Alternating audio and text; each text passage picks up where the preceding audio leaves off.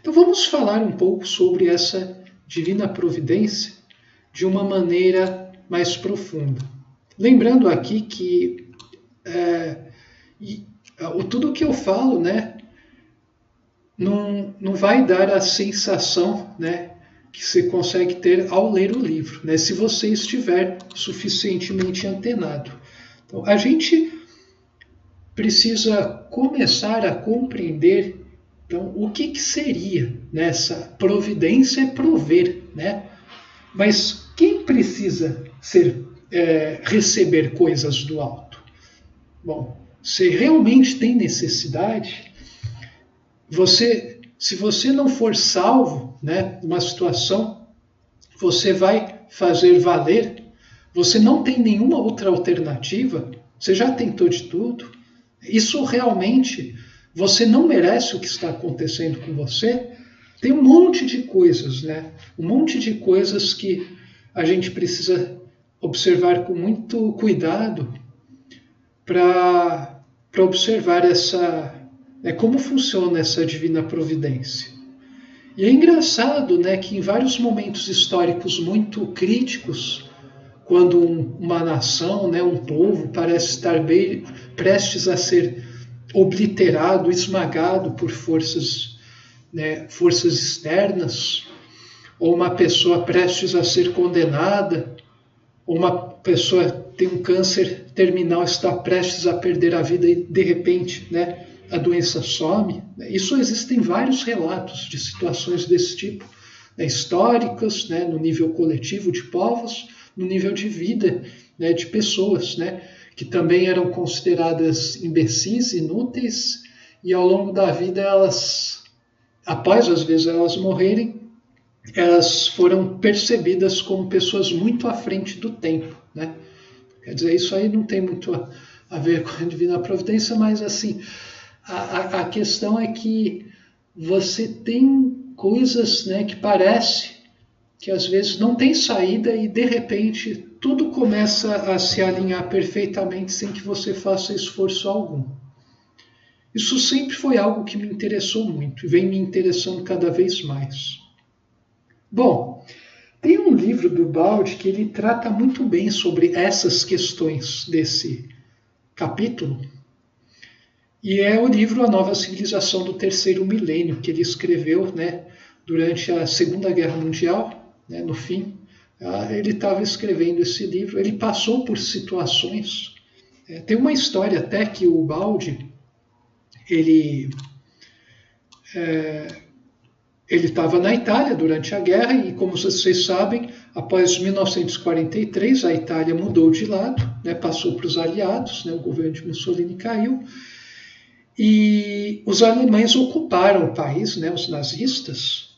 A Alemanha nazista ocupou o que estava do país ainda lá, né, os aliados já estavam invadindo e nessa ocupação, né, o Baldi morava em Gubbio, né, ele passou, né, por esses momentos onde houve uma ocupação, e um dos vários episódios fantásticos da vida dele foi quando os nazistas, né, tinham esse hábito, né, de entrar nas vilas e às vezes matar um monte de gente, né, ou abusava das pessoas lá.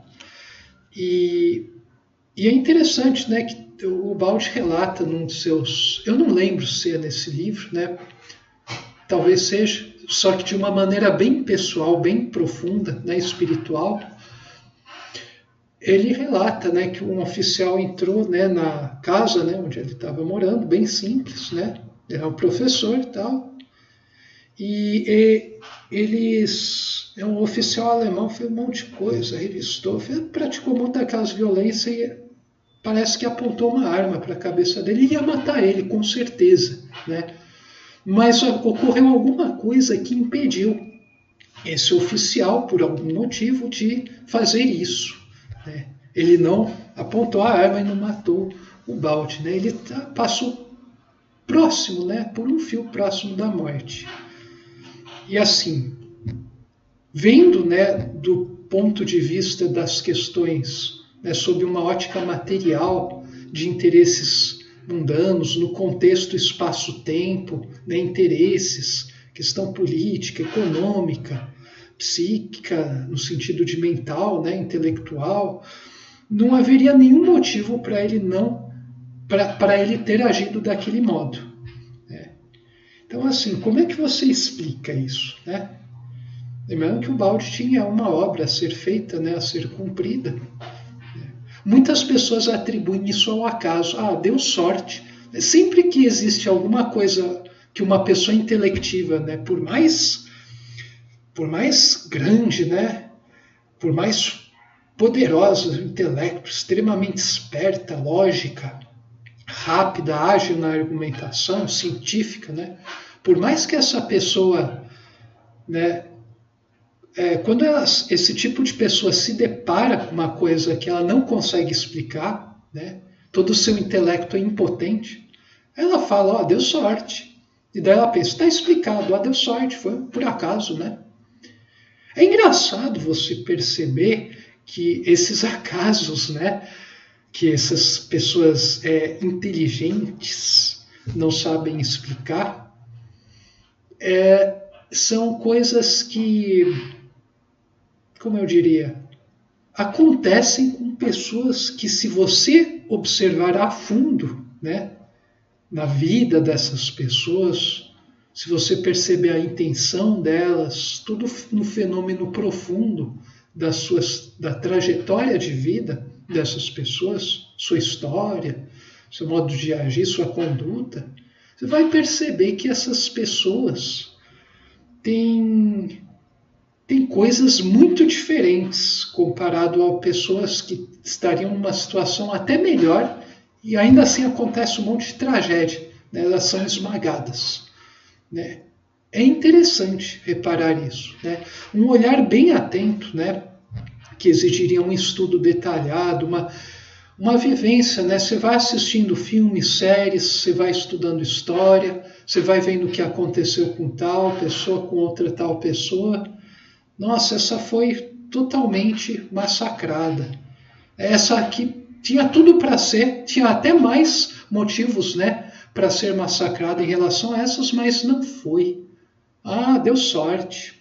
Deu sorte? Investigue mais a fundo a vida de cada uma dessas pessoas. Aí você vai perceber que nada é por acaso. Eu até vou deixar aqui nos links, tem uma série que eu não assisti, pelo menos até agora que estou fazendo vídeo, chama Os Tudors.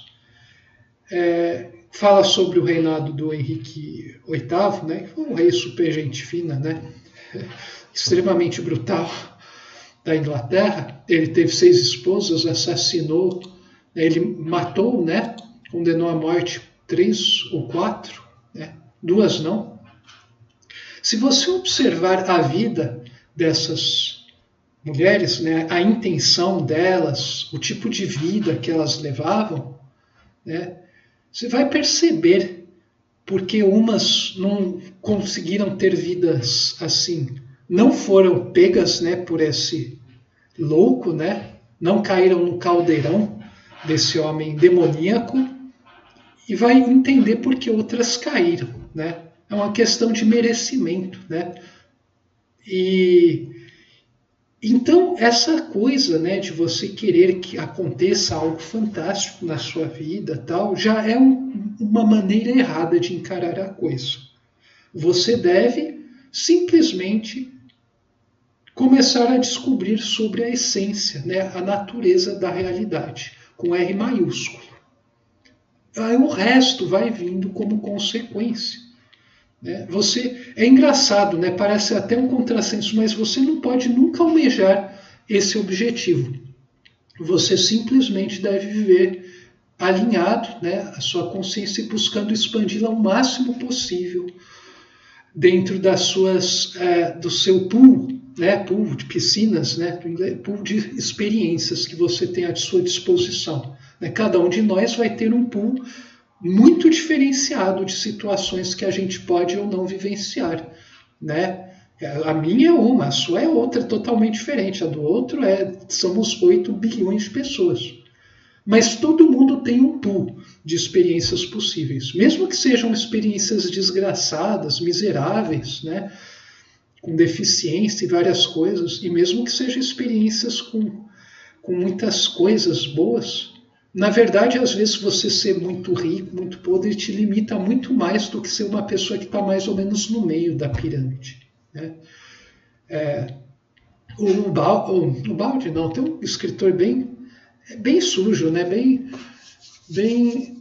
com um linguajar bem chulo, mas que, no entanto, exprime aspectos profundos, que é o Charles Bukowski, que ele falava, né, ser muito o ruim, né, do dinheiro é quando você tem demais ou quando você tem de menos, né? O ideal é só ter o necessário, um pouco mais, ficar no meio.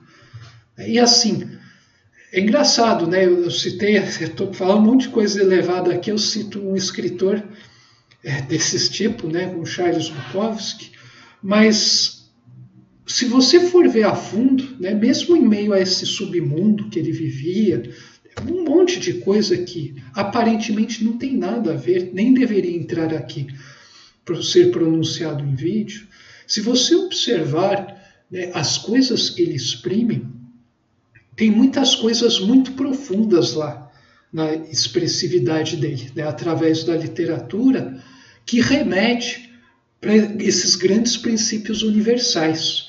Só que você precisa, né, se despir do preconceito e querer pegar a substância do sujeito lá para trazer aqui nessa grande batalha ascensional que nós todos estamos passando. Então, essa coisa, né? Então você vai ter